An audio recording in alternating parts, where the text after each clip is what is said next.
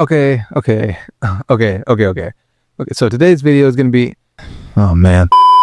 So, despite the fact that I've covered this topic plenty of times in the past in previous videos, I realized that I'm still kind of fighting an uphill battle here.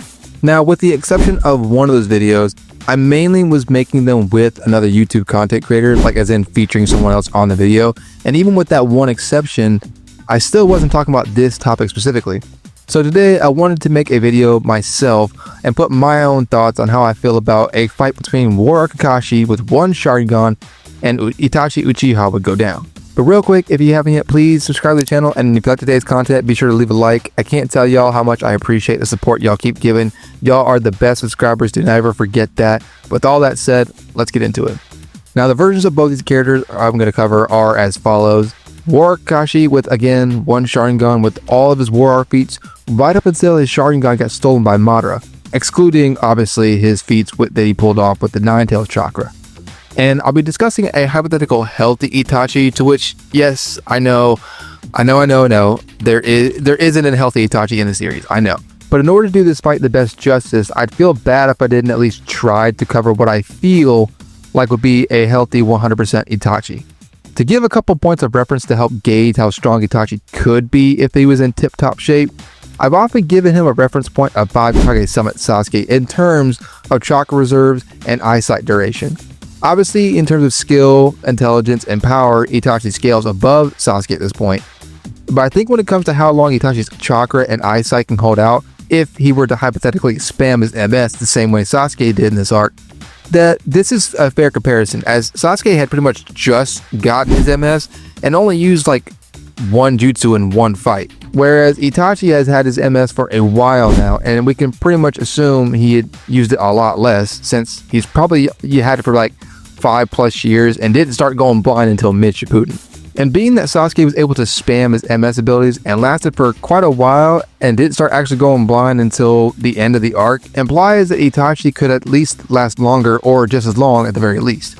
Albeit Sasuke did get some help for both Zetsu and Karin, so maybe it's safer to say and assume that he'd last for about the same amount of time as Sasuke and not longer. In terms of strength and physical capabilities, we can also say he'd scale a bit higher than his Edo counterpart, as Edo Tenseis are confirmed to not be at their full power. Now, I wasn't too sure how I wanted to start this whole thing off, but there is one thing I wanted to address, and this might be the best place to bring it up at.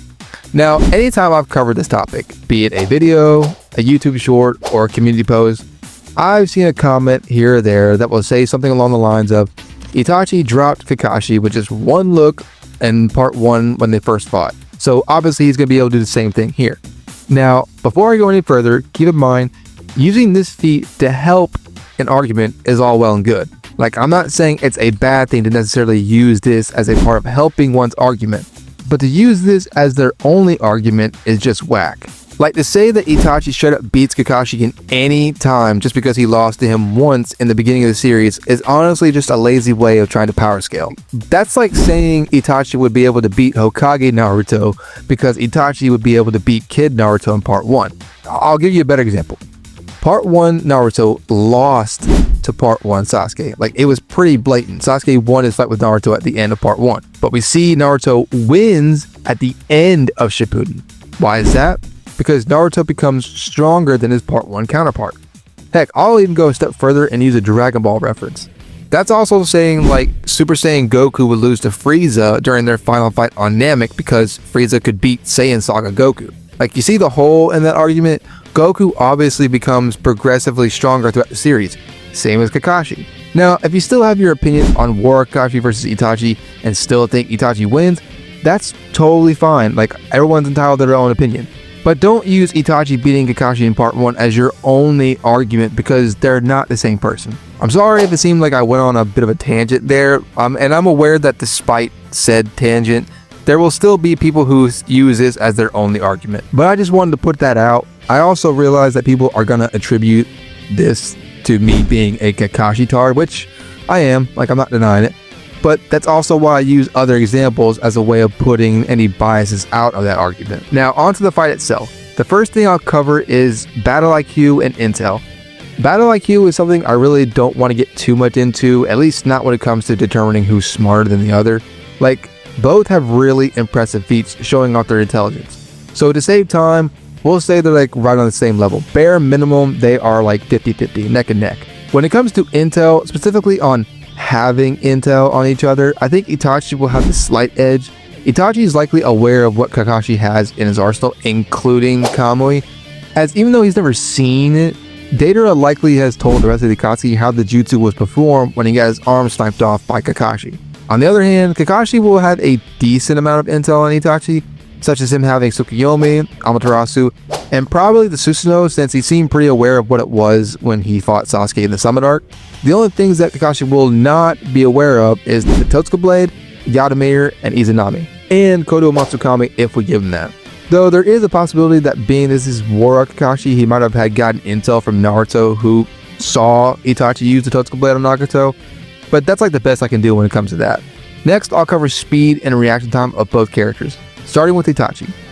Now, when it comes to travel speed, it is tough to determine how fast he actually is, but there really are no moments where he himself is running, or in this case, traveling like Minato or the Raikage, to determine how fast he is when it comes to travel speed. The best way to do so might be to just take his feats when it comes to combat speed and reaction time. For instance, Edo Itachi is clearly shown keeping pace with KCM Naruto in combat speed. Both are able to throw hands as fast as the other in order to box. And in the same scene, Itachi is also able to react to both Naruto and Killer Bee. So he does have the combat speed and the reaction time to keep pace with characters such as Bee and KCM Naruto, and by extension, the Raikage. Not to mention, an earlier feat, which is arguably more impressive, was that Itachi was able to throw up the entire Susanoo and or Yadamir, or both, in a split second that Kirin was launched. The main reason I say it's arguably more impressive is due to the fact that he did this while he was near blind and near deaf. So with all this, you could make a solid argument that Edo Itachi's actual running and travel speed is on the same level as KCM1 Naruto. And being that this is Edo Itachi, who would scale lower to an alive Itachi, you can make an even better case for alive Itachi being faster. Now, to bring up the other side of the argument, where people will bring up that Naruto was potentially not going at full speed during their fight due to the questions and conversations they both had in the fight, which I do see their point. Which is why I feel like in terms of travel speed and reaction time, Itachi is capable of reacting to people on KCM1 Naruto's level of speed, especially when he's alive. But when it comes to travel speed, I could be persuaded to the other side. I could see Itachi potentially being as fast as KCM Naruto, and I could also see Itachi being below them. Not substantially, mind you, but still. Plus, people have used the argument that travel speed isn't really what Itachi was most known for, unlike characters like Minato, the Raikage, or heck, even Shisui for that matter. Now, don't get triggered. I'm not saying just because he didn't have a reputation of being someone that fast doesn't mean he isn't. I'm just bringing up the argument that I've heard. Now, when it comes to Kakashi, since I did list off some of the more relevant and more important feats for War Kakashi and my Kakashi vs. Tobirama video that I did a couple weeks ago, I'll let my month of May counterpart do a recap and rundown real quick. Now, Kakashi, on the other hand, in terms of travel speed, the best scaling I can get for him is being able to move in the same pace with KCM2 Minato when they both try to attack Zetsu, as Zetsu is trying to retrieve Obito's Rinnegan. I understand that some people don't subscribe to this, but at the very least, you could say that they're at least relative. Where Kakashi truly shines as far as speed goes is his reaction time. Channel veterans, you'll no doubt be aware of how crazy the hype I give Kakashi, but these feats are kind of insane. First couple is being able to warp a KCM1 Naruto's Rasengan heading at Obito, and almost right after, being able to warp a KCM2 Naruto clone heading at Obito as well. Since I know some people are bound to bring it up, yes, I am aware of a couple things. One, Naruto Kakashi had a plan, so obviously Naruto needed to make sure Kakashi would be able to warp he and the Rasengan in time. And two, the KCM2 Naruto that Kakashi warped was, again, a clone, and clones scale lower to the original. Both are good arguments.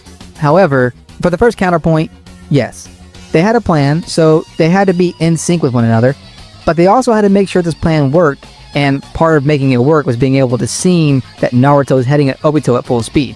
In both cases, this is exactly what they did, which is why in the first plan, Obito literally admits to his confusion when he says, "I see, so that's what happened. It wasn't that Naruto undid his Rasengan, but that you used Kamui to send the Rasengan away, right, Kakashi?" For the second counterpoint, yes, the KCM2 clone scales lower to the original, but being that he only had one clone on the field and not 12 or 13 super clones, it means that his chakra wasn't as divided as much. So at bare minimum, you could make an argument to say that KCM2 Naruto clone had the speed of KCM1 Naruto, whose speed has already been compared to Minato's teleportation anyway. And even if you still don't subscribe to any of those counterpoints, there's a feat within a feat here. Kakashi was able to warp the KCM2 Naruto clone into Kamui before a Rinnegan Obito could both notice and throw a projectile at point blank. Like, he literally thought that he hit the clone and made it disappear. These few feats are pretty impressive as well. In the scene where Obito looks like he's going to give the Rinnegan to Juidara, Gaara, Minato, and Kakashi all at the same time to prevent that from happening. Kakashi starts to use Kamui on Obito, and Minato attempts to blitz Madara with a Sage Up Rasengan. Madara then chops Minato's arm off, kicks it back at Kakashi, and Kakashi has enough time to stop the Kamui on Obito and use another one on Minato's arm before it touches him. The last impressive feat he pulls off is, granted with some assistance from Gaara, but Kakashi's able to warp a portion of Madara's True Single Orb before a guy can get to it. And what makes these two feats above more impressive is that Kakashi states by this point he was starting to lose his sight in his left eye. There's also the feat of Kakashi fighting on par with 6th Gate Guy in the War Arc, and the possibility that Kakashi can go toe-to-toe with 7th Gate Guy as well, as he doesn't remark that Guy has surpassed him until the 8th Gate, which is kind of big because 7th Gate Guy was at least able to get Juidara in a position to be hit with Hirodora. Now, going off to how I think the fight goes, when it comes to Amaterasu, I actually think this might be one of the more easier things for Kakashi to avoid. We saw that he was able to warp a Susanoo arrow from Sasuke at point blank range, and the Susanoo arrow is faster than Sasuke himself. And this same Sasuke was fast enough to avoid a direct attack from the Raikage at full speed. And this same Raikage was fast enough to avoid an Amaterasu being shot at him by Sasuke.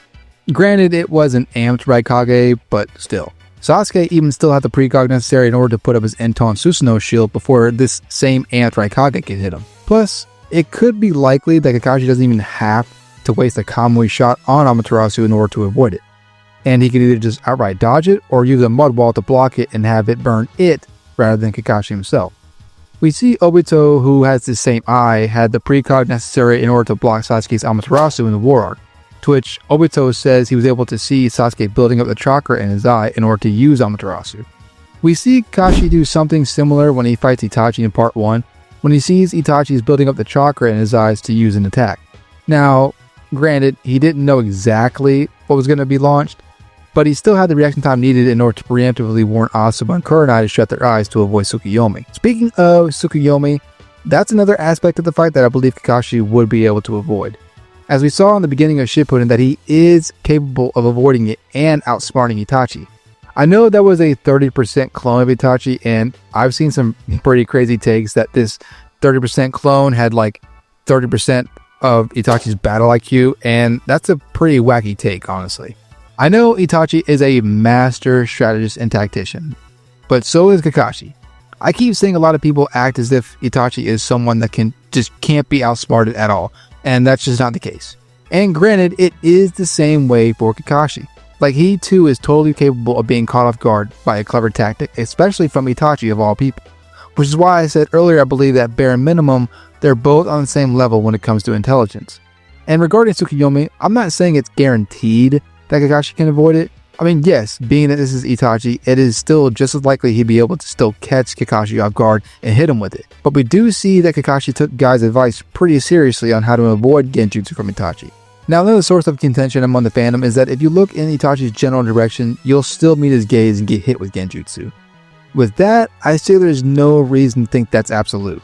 Case in point, when Obito fought the Itachi Pursuit team in mid-Shippuden, they fought him as Toby, and the entire time they were looking directly at him. And it wasn't until the end of that fight that Kakashi actually noticed that his eye was a Sharingan. So even if you look in someone's general direction, it doesn't always guarantee that you have to look them directly in their eyes. Now, a few things that might get brought up is 1. The subject of shadow clones. Both Itachi and Kakashi have a reputation of utilizing shadow clones in very clever ways. And both have a respective variant of the shadow clone jutsu, which is exploding shadow clones for Itachi and lightning shadow clones for Kakashi. In regards to this, I could totally see either one of them being caught off guard by the other. I can't really say for sure who would be more likely to be hit by respective clones, as Madara seems to be one of only few who could tell the difference between clones in the original.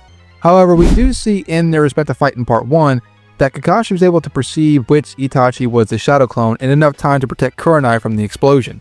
So on that feat, you could make a claim that Kakashi could avoid and possibly counter a clone attack from Itachi. However, as I said earlier, with these two being relative in terms of intelligence and reaction time, I could totally see it just as likely being the same case for Itachi. Something else that will likely come up is that Itachi doesn't have to solely rely on Tsukuyomi in order to trap Kakashi in Genjutsu. Genjutsu such as Ephemeral should work. And while Itachi certainly is the master of Genjutsu just as much as Might Guy is the master of Taijutsu, Kakashi isn't necessarily a Genjutsu slouch. Now, admittedly, he's not quite on the level of Itachi, that's true, but Kakashi was Genjutsu boxing with Obito in the Kamui dimension before they actually fought. And as we see, Obito himself is no Genjutsu slouch either. He was able to control Yagura, who was supposedly a perfect Jinchuriki, and he was also able to control the full Nine Tails with just his base Sharingan. So given the Obito Genjutsu scaling you could make for Kakashi, there's a decent argument to be made that Itachi might need Tsukuyomi to beat Kakashi. Now, what I will say is that if Kakashi is hit with it, then he might be cooked. But being that he has an MS and that he did a pretty decent job resisting Tsukuyomi just with his base Sharingan in part 1, that he might be able to do better here. But the thing is that even if he does, there's a chance he won't be in too good a shape to keep fighting after he's broken through. However, if he is in any conditions similar to how Sasuke was in his respective fight with Itachi, then it's possible he might be. Now, the biggest problem for Kakashi is definitely going to be the Susanoo, figuratively and literally. The Totsuki Blade and Yamamiri will definitely give Kakashi a lot of hassle here.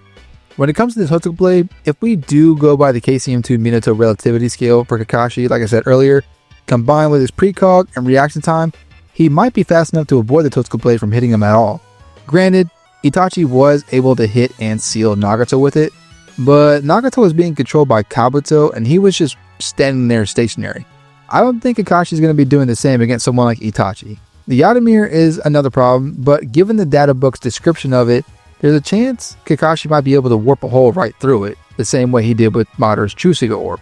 I know the Yamamiri is a spiritual shield, but Kamui seems to work on things that on paper sounds like it shouldn't, such as Kaguya's portal in the War Arc. However, there is a possibility that Kakashi might be able to just bypass the Susanoo in the first place, as the data book states that he concentrates Kamui on a point beyond his line of sight, implying there's a good chance that he could just bypass the Susanoo itself and snipe Itachi's whole body completely. Now, to be fair, with this Itachi scaling higher than his Edo counterpart, it is possible he'd still be able to avoid the Kamui snipe as well. But if Itachi is unsuspecting about the possibility that Kakashi can bypass the Susanoo with Kamui, he might get caught off guard before he can react to it, given Kakashi's Kamui speed.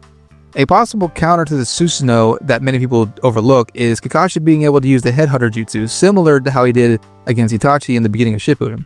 Like, I think there's actually a good call to suggest that he'd be able to enter the Susanoo from underground and potentially land a Kamui snipe at point blank. And the closer Kakashi is to his target, the faster they might get pulled into Kamui. Some might think that that's reaching with the Headhunter Jutsu, but I mean, if Gaara can do something like use sand at Madara's feet to straight up yank him out of his Susanoo, I don't see the Headhunter argument being that crazy. Now, something that might seem minor that I wanted to bring up is that even though this is a hypothetical healthy Itachi, the fact that he has an MS and not EMS, the more he relies on a Susanoo, the more pain he will be feeling, as remarked by Sasuke when he started to ask himself how bad the pain must have felt for Itachi. Like, even though this is a healthy Itachi, he will still be in some slight pain every now and then from just using the Susanoo at all. So that might give Kakashi a moment to capitalize on if he's quick enough. Now, I mentioned Izanami at the beginning of the video, and that's definitely something that could be a problem. Itachi might, if he wanted to pull this, Itachi might be able to sow some seeds of doubt in Kakashi's mind about Rin, like mentioning Rin or anything like that to possibly hinder Kakashi's mind or whatever, the same way he was kind of doing to Kabuto. Like, he was talking to Kabuto about like accepting oneself and making sure you don't, you have to realize your failures as a person, whatever. Just talking to Kabuto before he actually started to try to set up Izanami. So he could do something similar like that with Kakashi and actually pull Izanami off. But if he doesn't do something like that, then I don't see Izanami working under those circumstances. Kodo Matsukami is something else that if we give Itachi could likely work on Kakashi here. But if this Kodo Matsukami requires eyesight, then Kakashi might not get caught in it, as again, if he's already trying to avoid Itachi's Genjutsu as a whole, then he might not have to meet Itachi's eyes in the first place. But if this Kodomatsukami is able to work like the one Danzo tried to use on Mifune, then he might get caught in it. And Shisui was confident enough that this could work on Fugaku. So if we give him that, it's a possibility Itachi could win it with Kodomatsukami too. Now, the thing about this matchup is that it might come down to chakra reserves and eyesight duration. Because these two, assuming we're talking about a healthy Itachi here, then these two are going to be pretty similar as far as chakra reserves go. Eyesight duration could lean more towards Kakashi, because if Itachi has to rely more on his MS abilities, he has more to work with, so to speak. But if ones like Amaterasu and Tsukuyomi don't end up landing, then he's going to expend a lot more chakra and eyesight than Kakashi will just using Kamui. With this, Kakashi has about like 6 to 7 Kamuis in the chamber. This was all without reusing the Nine Tails chakra. Now, what I will say for the rest of this, I know that with this being a live, healthy Itachi, that he will have more opportunities to spam and potentially land jutsus like Amaterasu and Tsukuyomi.